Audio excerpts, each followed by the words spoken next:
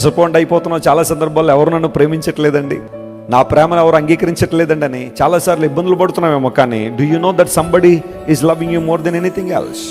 నిన్నుగా ప్రేమించే వాళ్ళు ఈ లోకంలో ఎవరైనా ఉన్నారంటే అది కేవలం మన ప్రభువు అని యేసయ్య. హల్లెలూయా. మన దౌర్భాగ్యతలు, మన బలహీనతలు, మన ఇంపర్ఫెక్షన్స్, మన యొక్క ఇనిక్విటీస్ ఇవన్నీ తెలిసి ఎవరైనా మనల్ని ప్రేమిస్తారా? మన గురించి అన్నీ తెలిసిన వాళ్ళు ఎవరైనా మనల్ని ప్రేమించడానికి సాహసిస్తారా? నెవర్. దూరం నుండి చూసినప్పుడు కొండలన్నీ నునుపుగానే ఉంటాయి. అందును బట్టి సామెత కూడా ఉంది, దూరపు కొండలు ఎలా ఉన్నాయట, నున్నగానే ఉంటాయట. కానీ దగ్గరికి వచ్చే కొలది వాటిల్లో ఆ గరుగుతనం ఏమవుతూ ఉంటుంది, బయటపడతా ఉంటుంది. ఆ బండ్లో, రాళ్ళు, ఆ తుప్పలో, పొదలో ఆ భయంకరత్వం అంతా దగ్గరికి వచ్చినప్పుడే కదా. దూరం నుండి అన్నీ నున్నగా చాలా చక్కగానే అనిపిస్తాయి. నీ గురించి అన్నీ తెలిసిన వాళ్ళు నిన్ను ప్రేమిస్తారా అంటే చాలా మంది ఒప్పుకోవాల్సిందే, ప్రేమించరండి. కానీ దేవునికి నీ గురించి అన్నీ తెలిసినా ఇంకా తన ప్రేమ నీ పట్ల ఏం చేస్తున్నాడు ఆయన వ్యక్తం చేసిన దేవుని ప్రేమ స్వార్థరహితమైన ప్రేమ.